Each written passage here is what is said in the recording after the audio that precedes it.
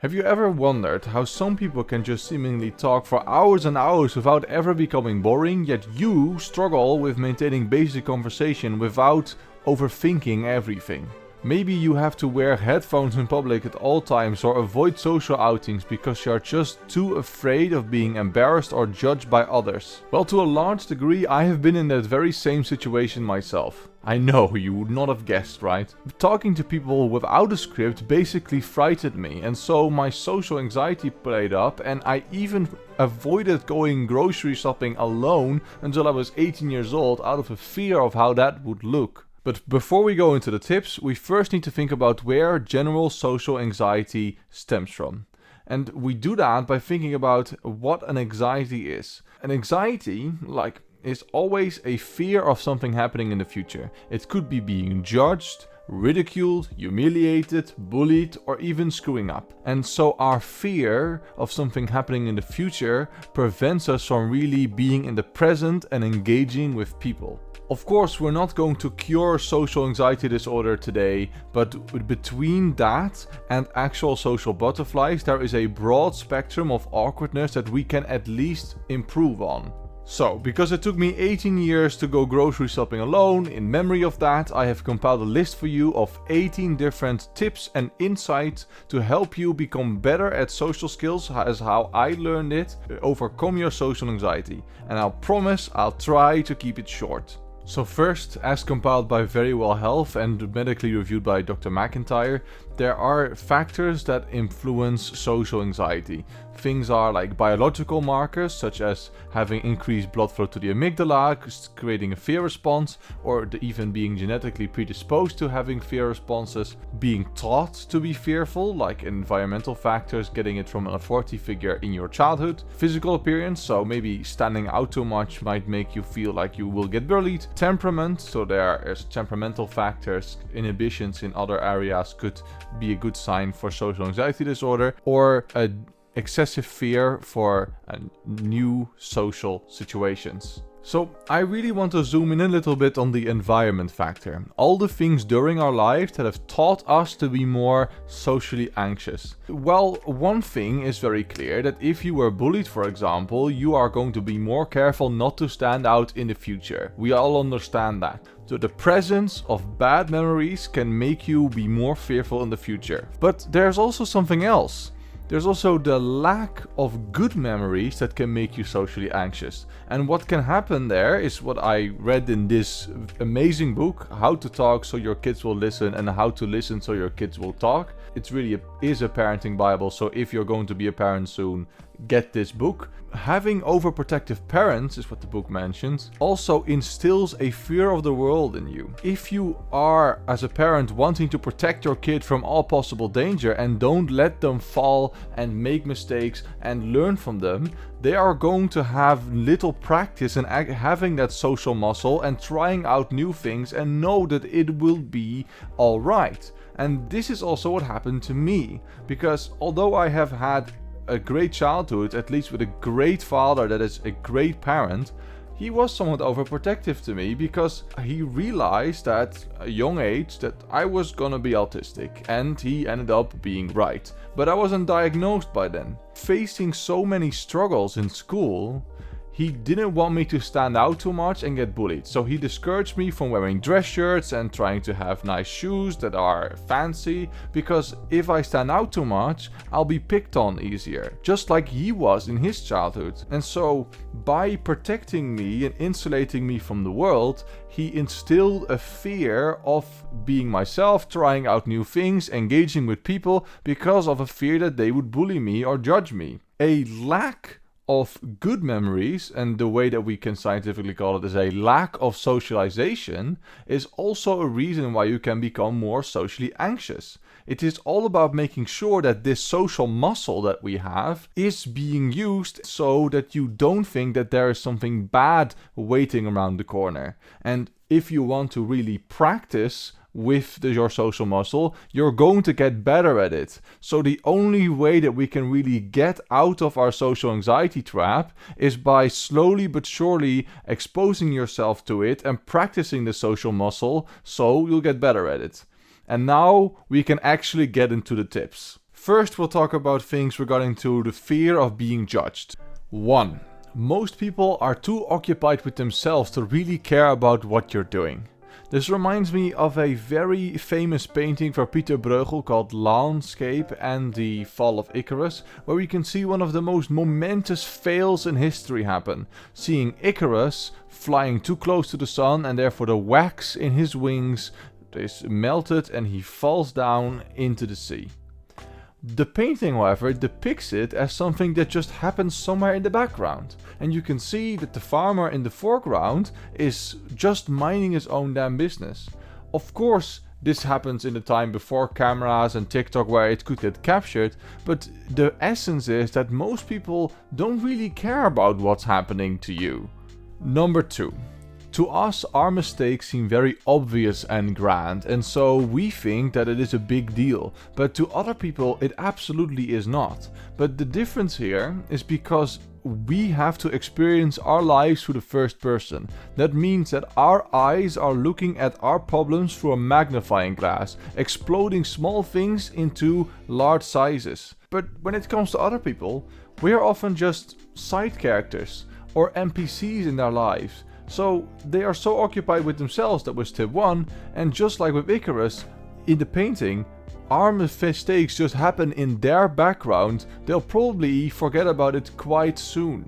For tip number 3, indulge me for a second while I'll tell you a story about my childhood and I'll tell you what the essence is later. When I was learning to become a better public speaker, I remember when I was 11 in elementary school where I had to give my first big presentation for the entire class. And so when I could choose my own topic, I chose my favorite video game at the time, Sly Cooper. Shout out to those of you who played it, let me know in the comments. When I came prepared with my script, all nice and neat, my teacher told me beforehand that she recommended me to just have the script on the table in front of me, don't hide behind it, don't read of it, you got this. And so I went on to do quite well in my presentation, surprisingly, because I had a nice PowerPoint presentation behind me and I was just talking off the cuff about all the different things that I liked about it and didn't like about it and telling them the plot synopsis of the game. After I got to 3/4 of the presentation, I forgot what a certain slide was about and I wasn't about to admit defeat and go look at my paper, so I just skipped over it and acted like it was because of time constraints, and so the presentation ended. After I got the courtesy applause from people, I got the feedback from my teacher that I did very well and she was very proud of me. But I told her, no, I'm ashamed because I forgot an entire chunk of my presentation. Like, how can you be so happy with this? And she told me, Lorenzo, a magician never really reveals their secrets. So when you are presenting, you are doing with our attention whatever you want. You are commanding our attention for the 7 minutes that you are allowed to speak. And so we are just observing it. We do not know what happens behind the scenes, so we don't know whether you screwed up or not unless you overtly tell us like you're doing right now. And so thankfully she didn't end up lowering my mark, and apparently the class didn't necessarily care anyway because half of them were asleep because it's a presentation. But I really learned that day that unless I tell people that I screw up, most people won't know and most people won't even care to know. And lastly, in this section about judgment, I want to talk about embarrassment. Because embarrassment is not an emotion.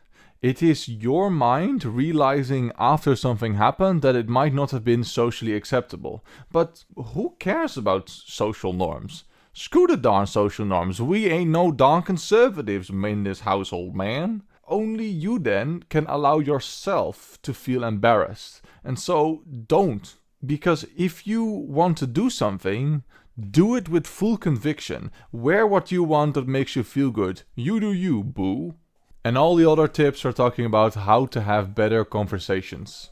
Number 5. You need to understand that the point of conversation ultimately is to connect to someone and relate to them. But we live in a world of sheep where many people are just as afraid as you are about screwing up and standing out. They have exactly the same fears and reservations as you do, and so they are afraid of standing out.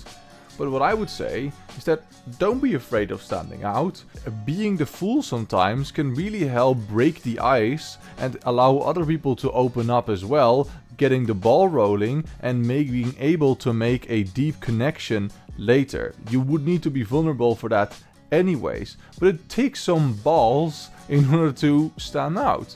It's not foolish to act like the fool to allow other people to open up. At least that has been my strategy throughout my years at university, and that has really helped people open up. So what I did in the first lesson of every new course, I was gonna be present in a good way, hopefully, try to joke around. I was having fun myself. I didn't take myself too seriously, and so it really helped to create a vibe in the class where people were able to interact and talk to each other and have fun, and so the classes became more enjoyable. But I also heard that back at my graduation, that I was known to way more people than I have ever talked to, because I had a reputation of being just a very nice guy to be in class with, because it would always be enjoyable. So in short, don't be afraid of standing out. That will really allow you to connect and keep the conversation going. Number 6. A golden tip that I learned from the book How to Win Friends and Influence People, which is an old book but a very important one when it comes to social skills. It mentions to be interesting, be interested. This boils down to the fact that people love talking about themselves. Nothing sweeter than the name. People love talking about the things that they're interested in. And you don't have to be the interesting person in order for the other person to consider you interesting. If you just ask them about their lives and let them talk on and actually have follow-up questions and make sure that you feel engaged, then they will have a good impression of the conversation that they had with you, and those happy positive feelings that they got will rub off on their image of you. Number 7.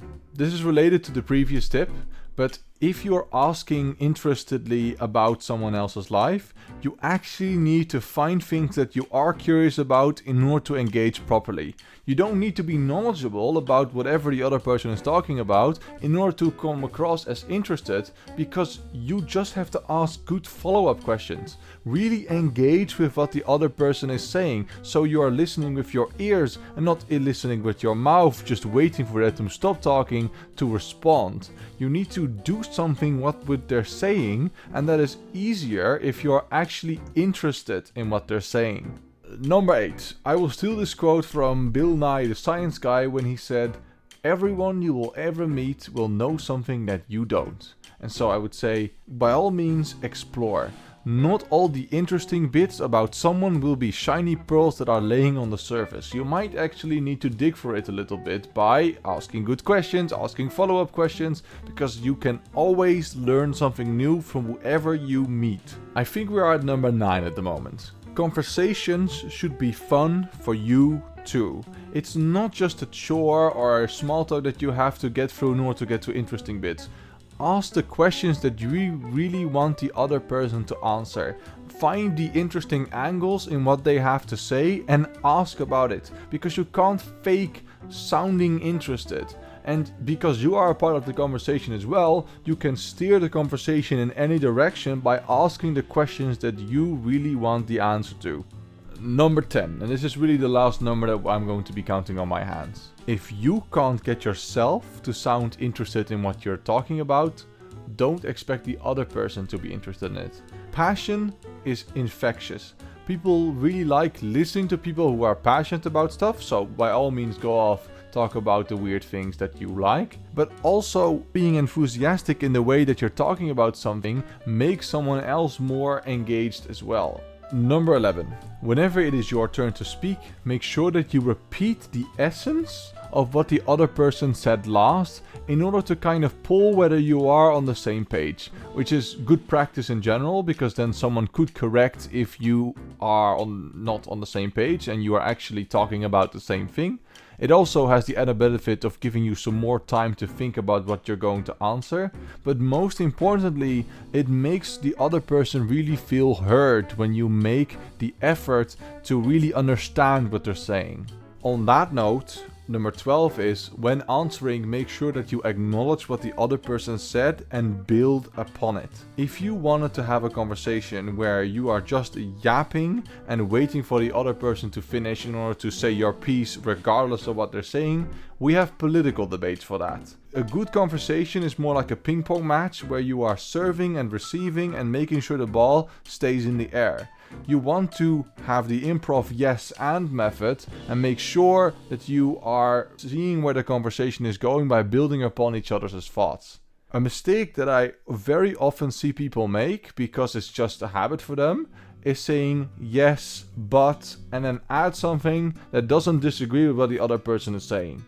But the danger of using the word but, and not in a good way, is that it indicates that you are in disagreement. A negation of whatever they're saying. And so it will make an alarm in their minds go off saying, oh, this person is going to disagree with me. And if you're not actually disagreeing with them, it triggers them to want to have to repeat what they had previously told you, taking up unnecessary time and making you feel like they are just annoying to talk to. So make sure that you are not doing this killer of conversations by saying yes, but, because very often you are not in disagreement with them. Just build upon what they're saying. And so when you are answering, number 13 is that you should avoid giving short and closed answers to questions. Then someone else doesn't have any material to latch onto and extend the conversation. If you're asked, for example, what you like to do for fun, you might have to volunteer some information. Don't just say, I play video games. Only the elderly can really play off that by saying that their kid has a Nintendo and whether you know them as well. Instead, you could say something like, hey, I'm not proud to admit this, but sometimes me and my friends play League of Legends because I get angry about it and that makes me feel alive in these dark times. That already gives the other person a few things that they could possibly talk to you about. Like, why are you not proud of it? Do they play League themselves? Why do you want to get angry about a video game? Is there something that usually doesn't make you feel alive? Do you hate yourself? Number 14. People worth talking to will make the effort to find something in what you just said and relate it to themselves and explore that to move the conversation on. It is not your sole obligation to keep the conversation running. Number 15. If you are wondering by overthinking whether you are talking too much, or am I talking too little, am I too weird, or am I being boring, don't worry. As long as you are talking about something that interests you with some excitement, or you pick out the parts from what someone else is saying that you find interesting, the other person is going to be interested in the conversation, and then they won't even consider whether you are being too weird or too boring. Number 16. But when you are talking about something and you worry whether the other person can really understand what you're talking about, you have to leave them some room in order for them to engage and make it understandable for a complete outsider to grasp. So don't use terminology that is only used in the game, for example. You have to relate what you're talking about with the things the average person would know. Give examples, give analogies, make sure that the other person is on the same page by checking in and relating to things that they already know. Number 17. Don't just yap to be yapping out of awkwardness. Don't just fill up time. If you feel that the conversation is nearing a natural end where you both don't seem to have much energy anymore or you have to move on, just let it end naturally. That's the best thing you can do. Or just say, oh, okay, good, I found it was very interesting, thank you very much, and then move on. Or you could just be silent for a bit.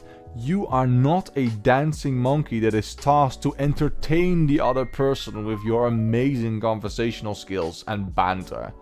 Number 18, we are at the end. Always assume that the other person is interested in the conversation. Whether you are deluding yourself or not, it doesn't matter, because thinking it will make you more confident and interested in whatever you're talking about, which again makes the other person more interested in whatever you're talking about.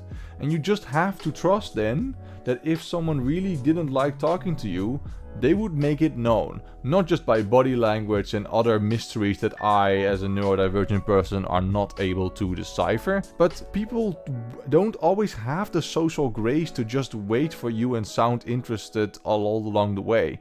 Make sure that you give people an out, and if they wanted to take the out, they would. So there we go. These are all the lessons that I've had to learn over my 24 years of life. I hope it really helps you start exercising your social muscle in comfortable situations first. And so when you are at that point that you really want to practice, start with taking the effort to greet service people and thank them for their service whenever you are with them, like the waitresses or the cashiers. Making small talk is the next step. Do it gradually, because way more people are willing to have conversations in public than you might imagine, and that's just a matter of discovery and having the balls to do it, just like you see in these awkward wrist videos, which apparently work, but that is a lesson that I need to learn myself still as well. There we go, we have another one. I really hope you like this one. I struggled with social anxiety for so long, but I have become way better than I ever was because of the tips that I've just laid out, so maybe it helps you on your way. If you have any more tips that people could benefit from, leave them in the comments. I would love to read them and I will probably respond. Like and subscribe to the channel so we will grow and have a nice community together, and share it to friends that you think might need the video. And if there is nothing else, I'd love to see you in the next one.